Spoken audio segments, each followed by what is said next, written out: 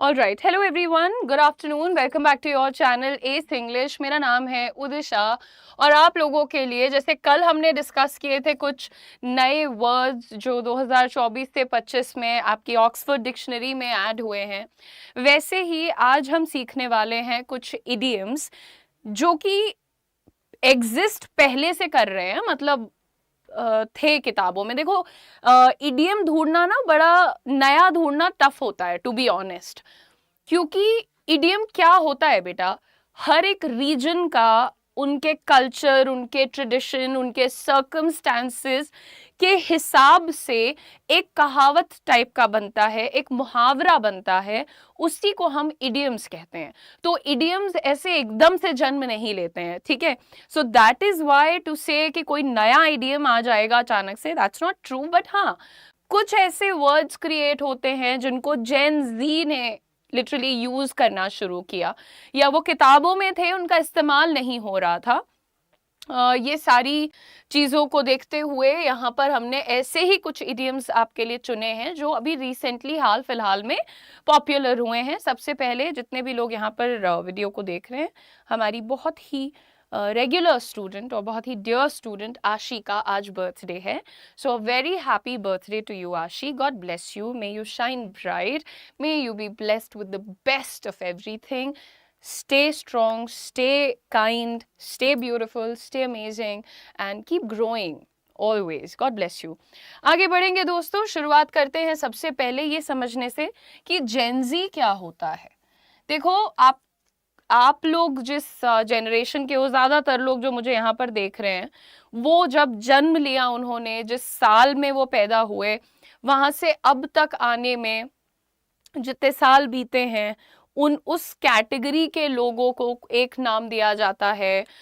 Mom dad का जब birth हुआ था उस टाइम के फेज को एक अलग नाम दिया जाता है। मेरे मॉम डैड से छोटे आपके मॉम डैड होंगे, उन्हें एक नाम दिया जाता है। तो सबसे पहले वो चीज़ समझ लेते हैं एक बार यहाँ पर।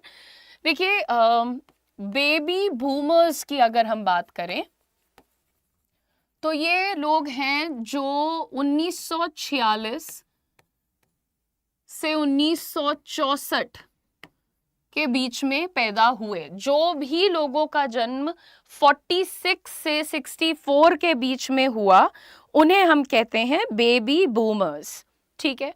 उसके बाद हमारे पास आया जनरेशन एक्स।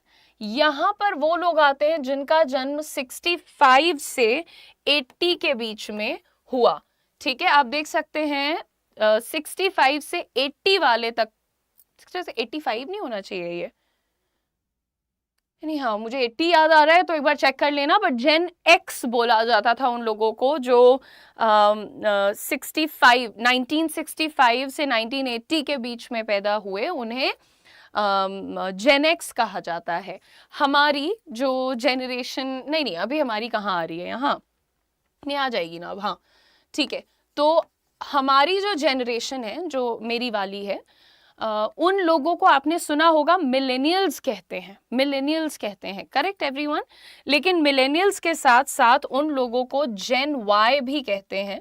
इसमें आते हैं वो लोग जिनका जन्म 81 से 96 तक हुआ है, 96 या 97, 96, ठीक है। So all the people who were born in between, or let's say in the range of 81 to 96, they are called Gen Y, ठीक है।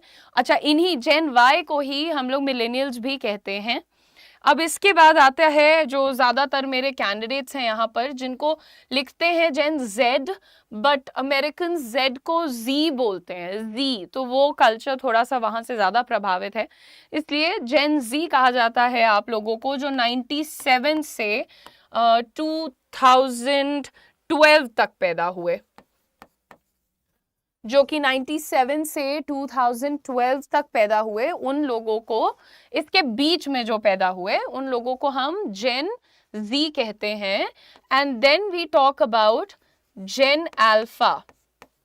जेन अल्फा में आ गए वो बच्चे जो 2012 से 2025 के बीच में पैदा हुए, ठीक है, इनको बोलेंगे जेन अल्फा।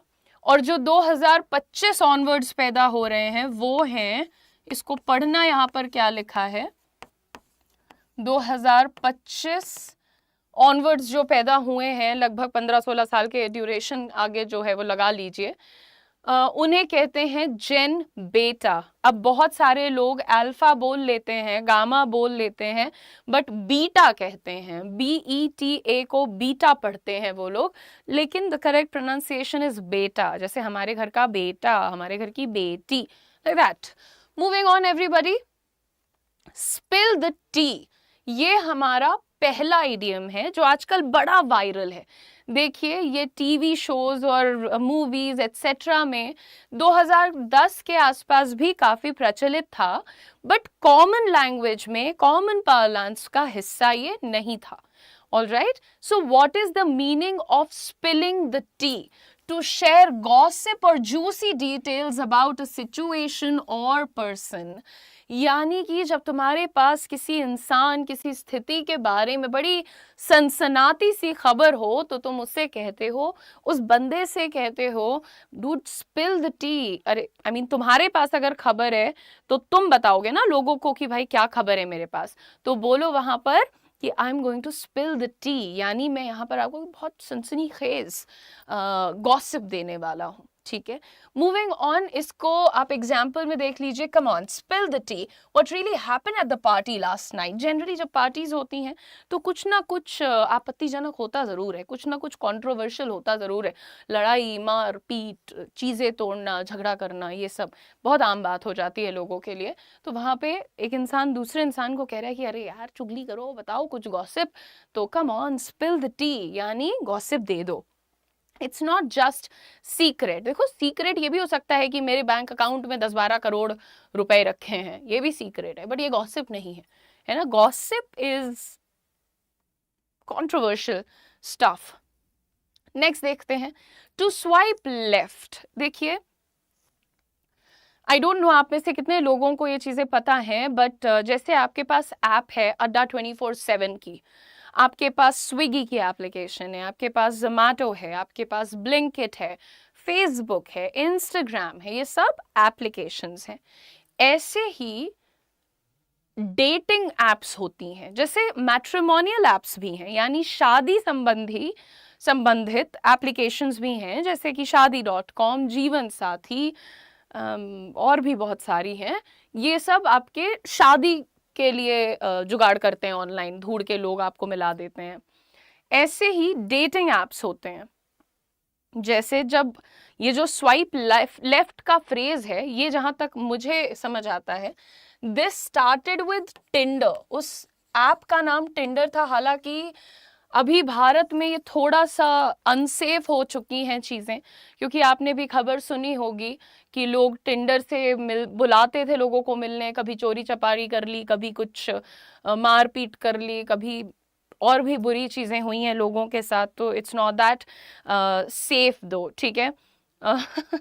शीतल ने कहा है मसालेदार news, absolutely. Alright, now moving on everybody. तो ऐसे ही एक ऐप आई टिंडर। अब उसमें अगर आप किसी को किसी की फोटो आई आपके सामने, आपको बंदा बंदी ठीक लगा, तो आपने क्या किया, उसको राइट कर दिया। इसका मतलब आपने उसको एक्सेप्ट कर लिया या आपने उसको लाइक कर दिया, ठीक है।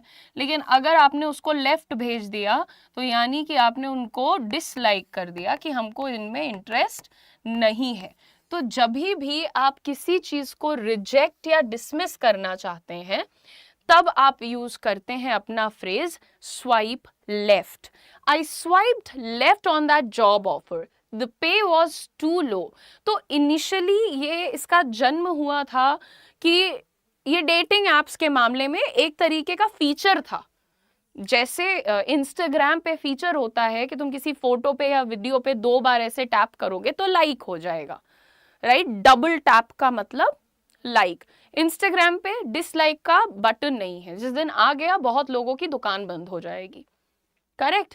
तो टिंडर पे ये ऑप्शन था, ठीक है। So the next time when you don't like something and you want to reject it, you can say I swiped left on that job offer, I swiped left on that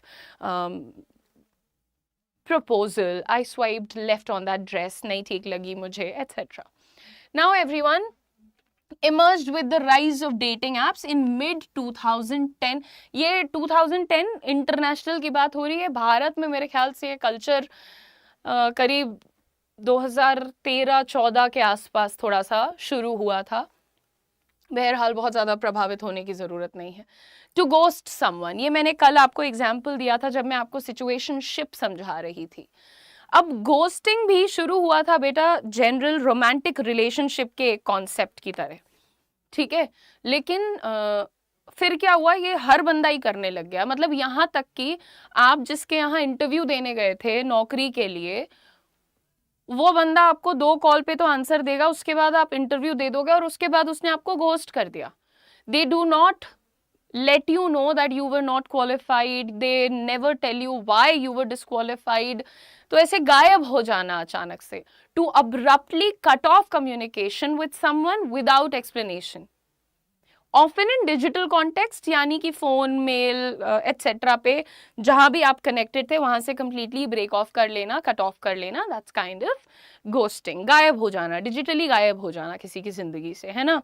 तो आप अगली बार बोल सकते हैं, जैसे हमारे कुछ दोस्त भी होते हैं, वो 10 दिन तो बहुत खुशी से रोज हमारी बातचीत हो रही है, फिर 1-1.5 महीना ऐसा लगता है कि यार जिंदगी से ही गायब हो गए एकदम। फिर हमें फोन करना पड़ता है, ब्रो वेयर आर यू, कहाँ हो तुम, etcetera. Don't ghost me like that, ऐसे मेरे को छोड़ के अकेले मत गायब हो जाया करो, है ना।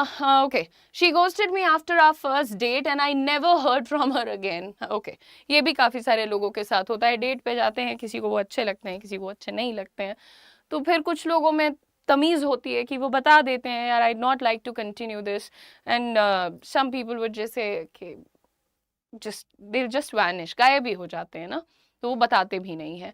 ये पॉपुलर हुआ फिर से डेटिंग के चक्कर में, टेक्सटिंग कल्चर के चक्कर में 2010 के आसपास, और अभी फिलहाल काफी पीक पे है। लोगों के व्यवहार में, बिहेवियर में भी ये चीज दिखने लग गई है।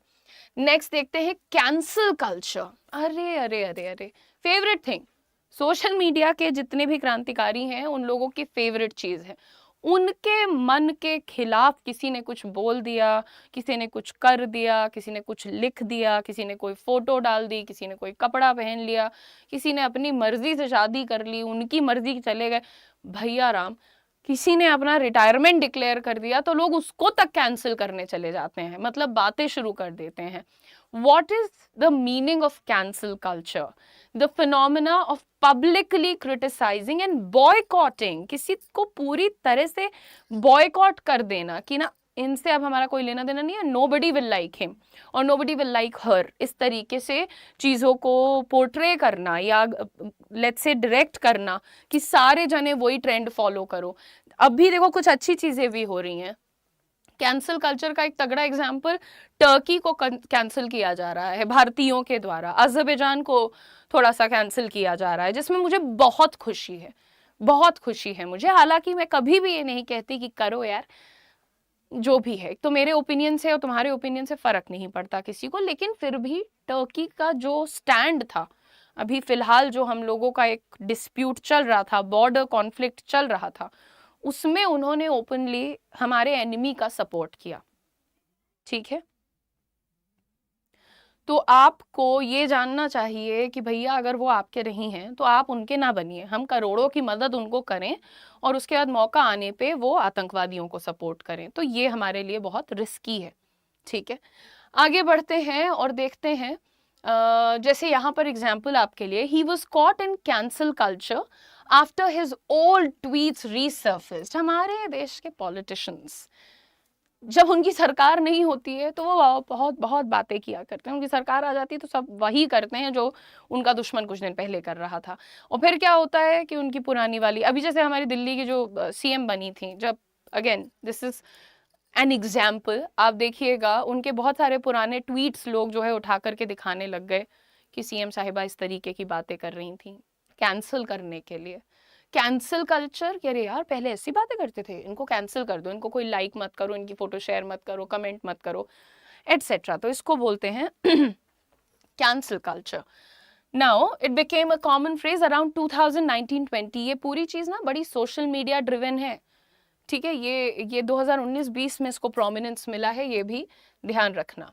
डूम स्क्रोलिंग, आप अभी ये वीडियो देख रहे हैं, आप यहाँ तक कैसे पहुंचे? कुछ लोग होते हैं जो सब्सक्राइबर्स हैं जिनको पता है 2:30 बजे उदिशा पढ़ाती है, चलो पढ़ लेते हैं। लेकिन कुछ लोग होते हैं, अभी जैसे रात को 12 बज रहे हैं, फोन चल रहा है, देखो, देखते रहो, देखते रहो, देखते रहो। ये क्या होता है? इसी को कहते हैं Doom scrolling. Obsessively reading negative news or social media posts, often to the detriment of mental health. यानी कि अजीब वाहियात चीजों का कंजम्पशन, कंटेंट कंजम्पशन, जो कि आपको मानसिक तनाव दे सकता है, आपको मानसिक हानि पहुंचाता है ना। तो that is what we are talking about. हम लोग जो करते हैं, जो बुरी आदत है हमारी, कि पढ़ाई से हम 15 मिनट का ब्रेक सोचते हैं, जैसे ही फोन हाथ में आता है 15 मिनट कब 1 घंटा हो गया, कब 1.5 घंटा हो गया, पता ही नहीं चलता। This is called doom scrolling. कैसे यूज करेंगे? I need to stop doom scrolling on X. X क्या है? जो सोशल मीडिया पोर्टल पहले ट्विटर था, अब उसको एक्स कहते हैं। It's making me anxious. कभी कभी जब आप सोशल मीडिया पे कंटेंट कंज्यूम कर रहे होते हो तो बड़ी नेगेटिव चीजें देख लेते हैं एक बार। और क्या होता है, एल्गोरिदम होता है हर ऐप का। आप जिस प्रकार की चीज को लाइक कर रहे हो, शेयर कर रहे हो, वो आपको वही दिखाता रहेगा, वही दिखाता रहेगा। तो वो पूरा एक अजीब सा ट्रैप बन जाता है, और उससे कई बार आपका मन घबराता है, डरता है। उसकी बात हो रही है। Coined during the 2020 pandemic, reflecting digital news consumption habits. 2020, 21, 21 and half, ये करीब जो 2-2.5 साल का वक्त था दोस्तों, दिस वॉज वेरी स्कैरी। हम सब अपने घरों में बंद थे, बात करने को कोई दोस्त नहीं थे, घर परिवार से भी बहुत सारे लोग दूर थे, और अगर घर परिवार के साथ भी थे तो वो 4 दीवारी के अंदर बंद, और आपस में भी थोड़ा थोड़ा धीरे धीरे लोग डिस्टेंट हो जाते हैं ना। फिर क्या करते थे? न्यूज़ देखना शुरू करते थे, इंटरनेशनल न्यूज़ देखते थे, और हर तरफ से कि इतने लोग मर गए, इतने लोग इन्फेक्टेड हो गए, ये देश भी बंद हो गया, वो देश भी बंद हो गया। इस तरीके की चीज़ें फिर लोगों को घबराहट देने लग गई। तो यहाँ पर डूम स्क्रोलिंग का आप देख सकते हैं एक अच्छा एग्जाम्पल। नेक्स्ट देखते हैं फ्लेक्स ऑन। फ्लेक्स करने का मतलब क्या होता है? दिखावा करना, शो ऑफ करना, बोस्ट करना। जैसे आप देखिएगा, जो लड़के अच्छी बॉडी बना लेते हैं वो क्या करते हैं, हमेशा उनके हाथ पैर ऐसे से घुमा करते हैं, ऐसे करके खड़े हो जाएंगे तो ऐसे करके खड़े हो जाएंगे। ये अब कोई अगर इंटेलिजेंट आदमी है तो अपनी बुद्धि फ्लेक्स करता है कोई अमीर आदमी है तो अपना पैसा फ्लेक्स करता है।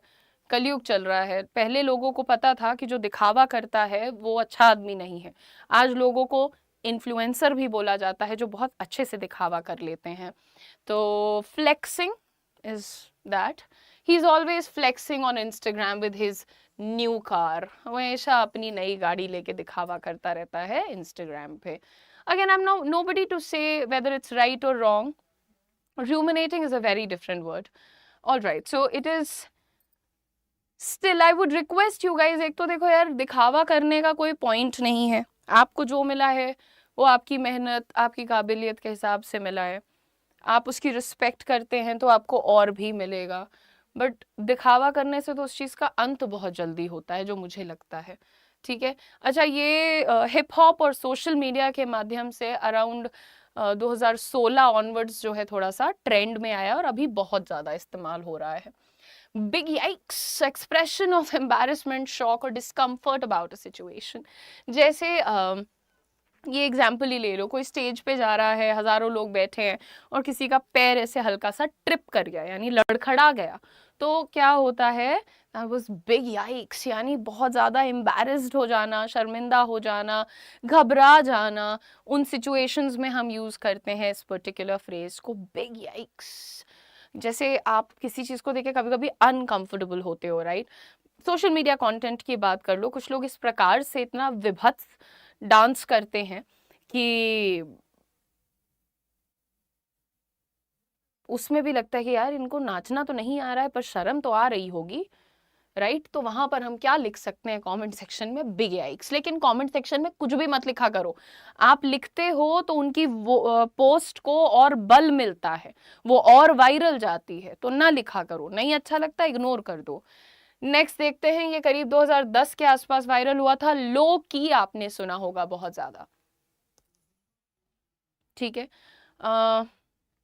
लोकी का क्या मतलब होता है? कोई चीज को हल्के से, सटल तरीके से छुपा कर, ज्यादा दिखा कर ना करना, या हल्का सा, जरा सा लगना। ठीक है, जैसे हमें कहना है मैं थोड़ी सी एक्साइटेड हूँ किसी चीज के लिए, तो थोड़ी सी जो एक्साइटेड है तो वही कह रही है आई am low key excited about the new movie but I don't want to hype it up yet. मुझे थोड़ा सा तो लग रहा है कि ये मूवी अच्छी होगी, बट मैं अभी से इसके गुणगान नहीं करना चाहती। तो हाइप इट अप का मतलब किसी चीज को बहुत बढ़ा चढ़ा के प्रेजेंट करना। ठीक है, ये 2010 के आसपास सोशल मीडिया और यूथ कल्चर से वापस आया। क्लैप बैक, अगर किसी ने तुम्हारी टांग खींची और तुमने उसका बहुत ही शातिर और फनी आंसर दे दिया विद एक presence of mind, sarcasm, maybe wit विट, आपकी तीव्र बुद्धि एटसेट्रा, ये सब को यूज करके आपने एक अच्छा आंसर दे दिया, तो उसी को कहते हैं टू क्लैप बैक। जैसे आपने देखा होगा पलकी शर्मा की एक बहुत अच्छी क्लिप वायरल हुई थी, किसी फ्रेंच टीवी न्यूज़ चैनल पर वो गई थी। उन्होंने बोला कि आपको आज चांस मिल रहा है लाइव फ्रांस की मीडिया पे जाने का या इस चैनल पर लाइव जाने का। तो उन्होंने, पलकी शर्मा ने बैठ के बताया कि जितनी आपके देश की पॉपुलेशन नहीं है उतना हमारे राज्य भर की पॉपुलेशन हो जाती है, तो आपको खुशी होनी चाहिए कि आपको पूरा भारत देखेगा।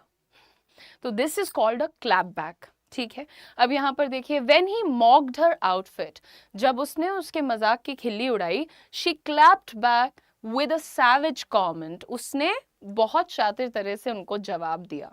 ठीक है, मूविंग ऑन, ये भी करीब 2010 के आसपास ही आया है। 2010 के आसपास ऐसी चीजें क्यों हो रही थी? ओके यार, that was a transformation.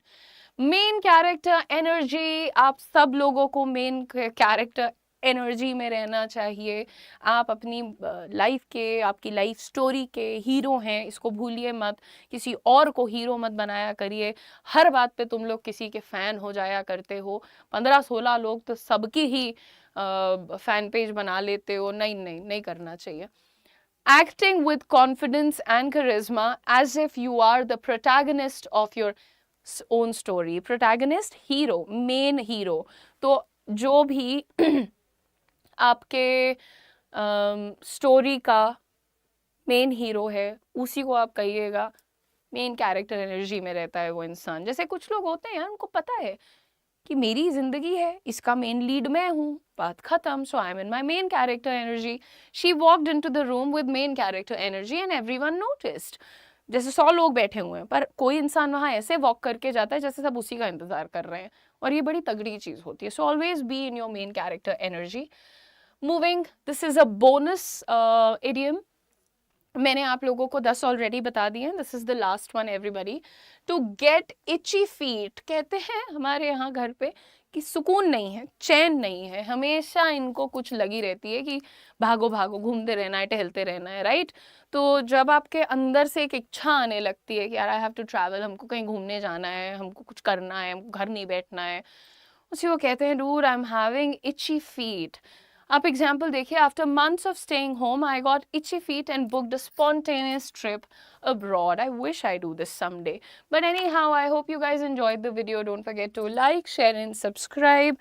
Also, you can do one thing. अगर आपको ये प्रैक्टिस करना है तो आपको 11 idioms मैंने सिखाए हैं, आप सब से sentences बना करके comment कर सकते हैं in the comment section. Also guys, don't forget to like, share and subscribe. हम लोग बहुत जल्दी 400K सब्सक्राइबर्स टच करने वाले हैं, तो प्लीज़ सब लोग इसको सब्सक्राइब ज़रूर कर लिया करो। Thank you very much, God bless you. मिलते हैं आप लोगों से अगली क्लास।